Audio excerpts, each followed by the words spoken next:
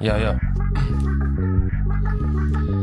Rapdə freestyle'dır NATO'nun nəzələsi, Nikonunsa bizə tərəf baxır pəncərəsi. Samir evə tələsir, Neyniyə dayanmır da vax onun bu çənəsi. Deyil bu düzələsi, pancımın ardan baxsaz 1000 manatdır dənəsi.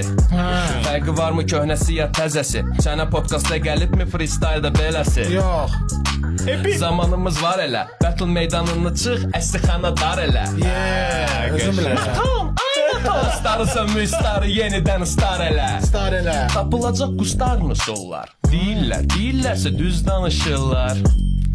Əgər qafiyə gəlməsə ağlıma düşəcək statusumda. Cıbın səsi ilə. Dünən gecə Leyli yazdı bro, rap eləməyə mənim də meylim azdı bro. Məni görsəz deyərsiz yox beləri yox edən seyrbazdı o. Mən Mr. Əsəb, mən Paçan. Aramada Paçan. Ya. Devam elə. Mən Mr. Black Blood, mən Qaragan. Mənim adımı görəndə çıxın aradan. Diz atırlar görür dağıtıram, cavab gəlmir. Çünki tanrım ucundadır bugün Qaragan. Hey, əlimdə mic bomba. Gecələr podkastlara qulaq asıram iPhone'da. Ölülərin rest in peace, önümdə mic count. Diz attım qoz qoymadı Qaragan mənə albomda. Hey, durma qədər yaz deyirlər. Canavar ünvanından çoxlu qədri qaz deyirlər. Hələ az deyirlər, haqqa baz deyirlər. Çox rəpərlərə bir rast deyirlər.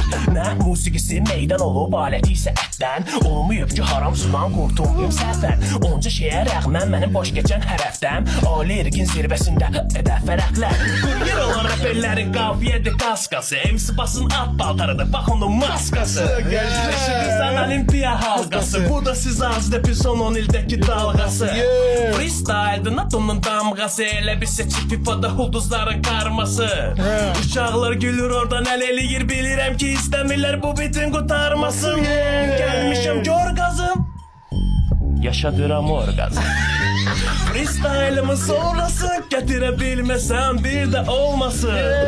Bax o bitə girib körlasın, ya da gedib tiksin onun bunun torbasın. İtirməmiş bu stoykası, zəhmət olmasa oradan stoppasın. Qəşəng.